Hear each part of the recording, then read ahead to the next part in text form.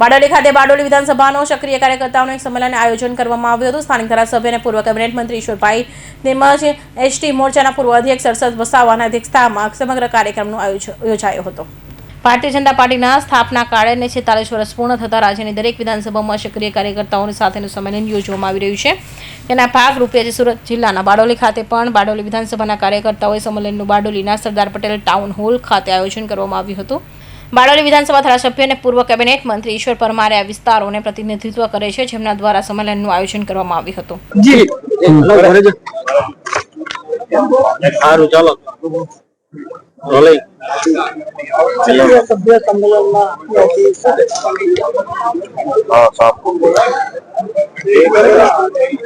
Bharatiya Janata party Gujarat प्रदेश आयोजित समग्र राज्यनी अंदर 7, 8 અને 9 તમામ વિધાનસભાઓની અંદર સક્રિય સભ્યનું સંમેલન આયોજન કર્યું હતું। એ દરમિયાન આજે 169 બારડોલી વિધાનસભામાં અમારા ધારાસભ્ય શ્રી ઈશ્વરભાઈ પરમાર તેમજ અમારા જિલ્લાના સંગઠનના પ્રમુખ આદરણીય ભરતભાઈ રાઠોડ, જેમણે સંગઠન અને અમારી ચૂંટાયેલી પાંખ બંને સાથે મળીને આજે સક્રિય સભ્યનું અહીંયા મીટિંગ ટાઉન હોલ ખાતે આયોજન કર્યું। જે આયોજન આપ સભે જોયું છે કે 700 અમારા સક્રિય સભ્યોની સંખ્યા છે અને 600 કરતા પણ વધારે સક્રિય સભ્યો આજની બેઠકની અંદર ઉપસ્થિત રહ્યા છે। એ જ બતાવે છે કે બારડોલી વિધાનસભાના જે અમારા પાયાના કાર્યકર્તાઓ છે, અમારો ચૂંટાયેલા ધારાસભ્યશ્રી છે, અમારું સંગઠન છે, એ બંનેનું સમન્વય અહીંયા અમે જોયું છે।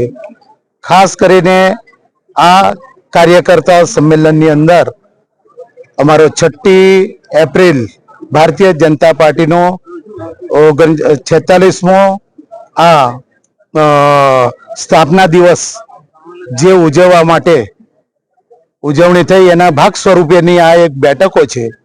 અને યોગાનુયોગ ભારતીય જનતા પાર્ટીનું સંકલ્પ હતો કે રામ મંદિરનું ભવ્ય નિર્માણ થાય અને એ થયા પછીનું જે વર્ષ જે આપ સૌને બતાવે છે કે ભારતીય જનતા પાર્ટીની સ્થાપના દિવસ અને રામનવમીનો દિવસ એક હતો। આ સંયોગ જે આવ્યો છે એ જ બતાવે છે કે આ ઘણા લોકો જે અપવાદો વિવાદો જેમના મનની અંદર હજુ પણ કંઈક ચાલી રહ્યું છે, રાષ્ટ્ર વિરોધી કેટલાક એવા તત્વો છે કે જેઓ હિન્દુવાદ પર કટાક્ષમાં રહીને જેઓ આજે પણ કેટલીક જગ્યાએ અપવાદો ફેલાવી રહ્યા છે, એવા લોકોને આ સંકેત કુદરતી મળ્યો છે કે ભાઈ 6 એપ્રિલ અને રામનવમી એ કેવો સંયોગ છે, એ જ આ સાબિત કરી બતાવે છે। સુરત જિલ્લા ભારતીય જનતા પાર્ટી આયોજિત આજે 169 બારડોલી વિધાનસભા મત વિસ્તારમાં સરદાર પટેલ ટાઉન હોલ બારડોલી ખાતે બારડોલી વિધાનસભા મત વિસ્તારનું સક્રિય સભ્યોનું સંમેલન આજે મળ્યું છે। જે સંમેલન સુરત જિલ્લા ભારતીય જનતા પાર્ટીના અધ્યક્ષ આદરણીય શ્રી ભરતભાઈ રાઠોડજીના અધ્યક્ષપણા હેઠળ અને વક્તા તરીકે આદરણીય હર્ષદભાઈ વસાવાજી ઉપસ્થિત રહ્યા હતા।